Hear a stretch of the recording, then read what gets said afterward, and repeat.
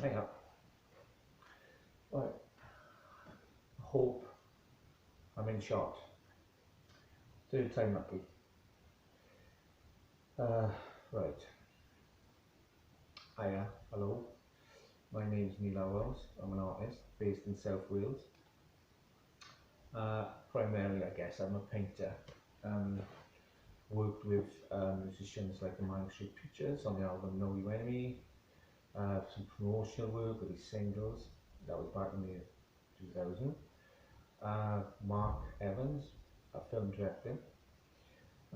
And then more lately, London Fashion Week, where for the last 4 years, and I think it's been about 7, maybe 8 collections, and so, and that's been really well, that got well received.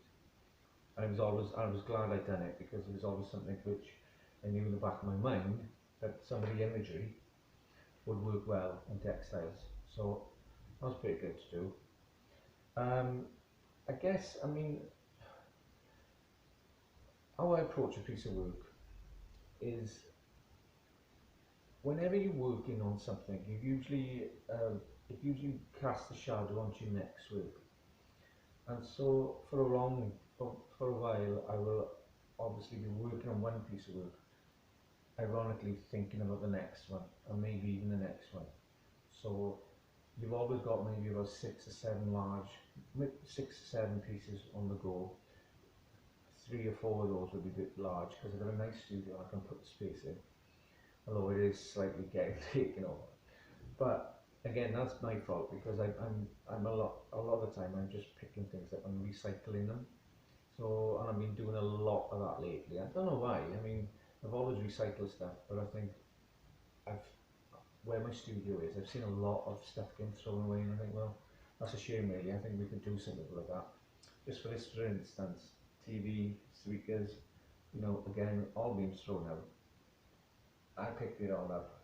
That happened to be, I picked it up from as in Cardiff actually. This is from quite a well-known artist, artist. She was throwing it out in the skip anyway, so I picked up that and a couple of her works. And the speakers. So I've got things lying around, and I always like to do just experiment really. And I think that's the secret sometimes. Just keep on experimenting. You've got to keep your minds fresh. And so that's how important fashion was to me, because whatever you do, you don't need, like, I use a couple of weeks of the year, you could, well, you know, 1 or 2 months of the year, you can put aside to constantly work on that. But then that would reflect in what you was doing for the rest of the year, because you can't work on these items of clothing without it, you thinking, oh, what if that I done this in my other work now? So you're always, I mean, I would recommend anybody to sort of always go outside their comfort zone and see how that works, and then come back in, because it all just feeds back into painting. And before fashion, it was animation, a way of doing small little animated pieces, and then that grew into me doing large animated works this size over a period of a year. Again, I was fortunate to have a Creative Wales Award then off the Arts Council to do that. But animation turned out to be quite an important piece of influence again, because whenever you do a show or an exhibition, the first thing people ask you is, what's that about? Right? Which is a straightforward question, right? But I mean, I tell you what, nobody knows a lot of you. If you want to get up an artist knows, you just ask them that question, what's that about then? Or ask them something simpler like, what's art? They run around in circles trying to answer you. Anyway, so when anybody used to answer me, I used to look at them and I could either give them the Radio 4 answer or the quick, sharp, short tabloid answer, you know, filled with wit. But then on one exhibition, somebody asked me that, and I said, oh look, come and have a look at this. And I showed them these small, on a portable DVD, these small animations of work being created. And I gotta say, it was like an awakening for them. An awakening for me really, because I looked at them and I could see their response to it. They didn't ask much after that. it seemed to answer all the questions. Now, for me, I've always been involved with art for art's sake, right? We've always liked drawing, we've always liked doing things. But actually the word art and what it is, and how it's evolved over the years, and how people treat it, that's censorship and stuff like that. So art can go into so many areas, and that's what I love about art. And so when this person stopped to look at it, I was intrigued then, saying, well, what is it about animation that changed this person's understanding of art?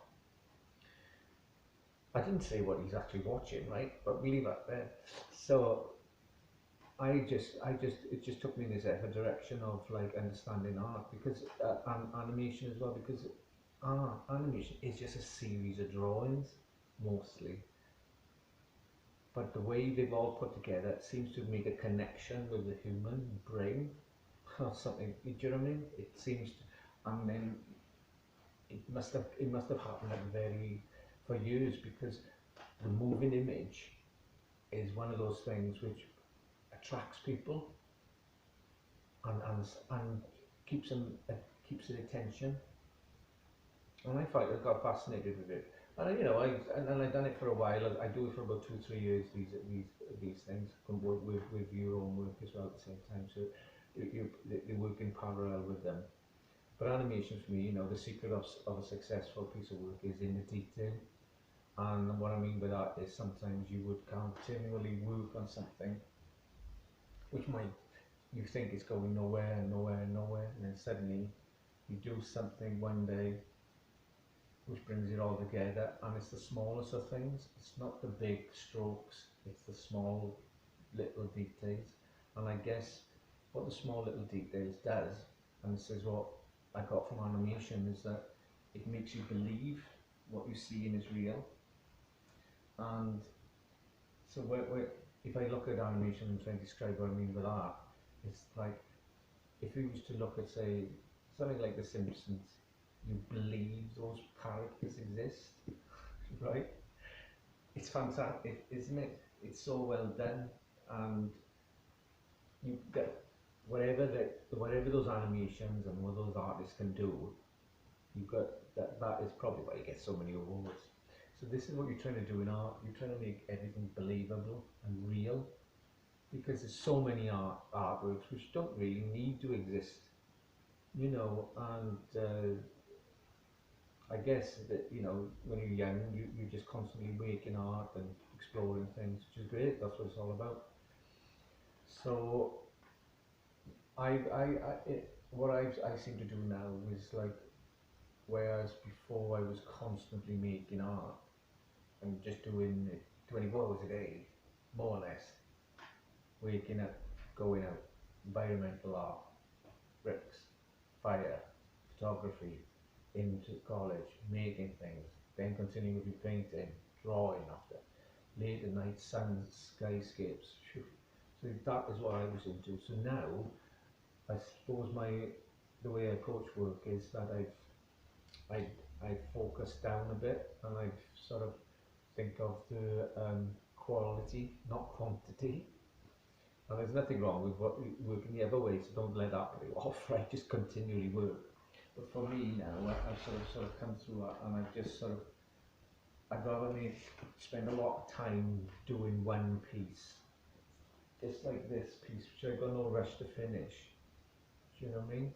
No, I don't know whether that's old age or what, or just being, but this is the way I sort of work. I work to sort of like a template, really, as if it's I don't know, clock in a few hours here, and I sort of enjoy it. And I don't know whether, I mean, maybe that's because family, and you start doing other things, and maybe that's got something to do with it. But I'd like to think that that one of the questions I used to ask people, or ask myself, is like, do you think artists do the most exciting work when they're younger or when they're older?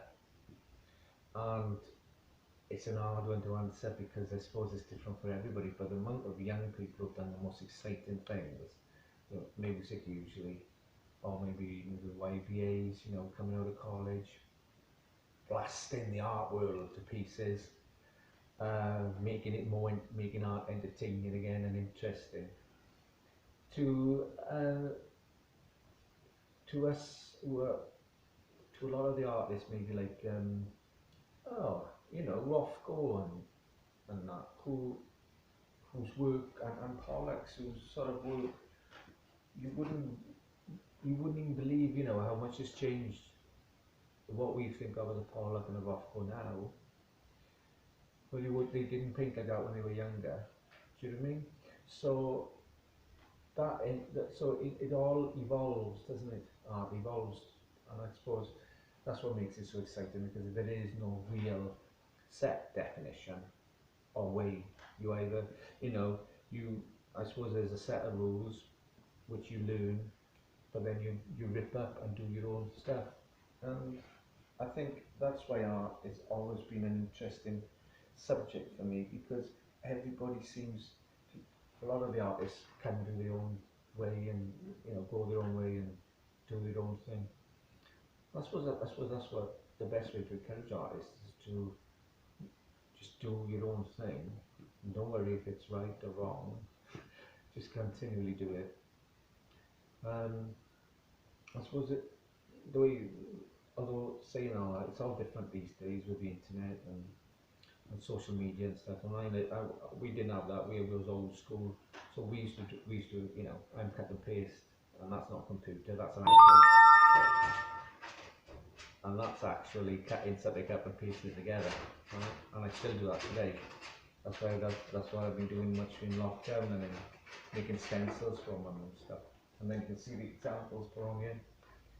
But today it's all about digital photography is so amazing, because it can get in. I could do a photo now, and it could just be instantly put up on a media program, and everybody can see it. And I suppose what comes with that is that quality. What I said earlier on, quantity, not quality. And so everybody is putting loads of images up. Do it really matter? No, it doesn't matter at all. There's so many images out there. So how do you get yours above every scene above everybody else's? I wish I could tell you the answer. No, I wish I knew the answer. I wouldn't tell you. I'd say, look, it's taken me ages to learn the blooming answer. I'm not going to spill the beans on it now. Go and learn it yourself. And I think in another 10, 15 years time, God knows what you'll be able to do. You know what I mean, with your phone, and what access you'll have. So art-wise, studio might be a virtual studio you'll be working in, especially with all this coronavirus. You won't be actually allowed to meet anybody. But so I'd like to think, I'd like to finish now really, it's like with the animation and stuff, the connection I still hold to me is film. If I had to say any influences, big films like Star Wars, Close Encounters, George Lucas, Spielberg, Oliver Stone, you know, film directors which have done films which I find amazing. Martin Scorsese, oh, you know, so, and then I do that and I say, what's the thing about movies which I liked? The size. And I also think the first 5 minutes will grab you and suck you in and keep you there. And I guess basically that's what I'm doing now. And well, that's what I am doing, the work. That's why I like them to do big, make them big, because I like to compete with the cinema. And with that, I'd like to say, you know, I do like to compete with other mediums, and being very competitive, I suppose. But so I hope that's answered a few of the questions. Anything else, obviously? Just get in touch, and hopefully this is very good and you enjoy it and you get something from it. And do you know what I'm going to do? I'm going to put it up on YouTube. There we are. That's the way it's all changed. Years ago, you'd have to wait for the BBC or the HTV to knock on your door, and there was not a lot of art programs around then. And so it'd be brilliant if they got into your interest, because you knew you'd be on TV, and that was a big thing. now you can just like hopefully share your stuff and people get to see it, don't they? They like TV though. Like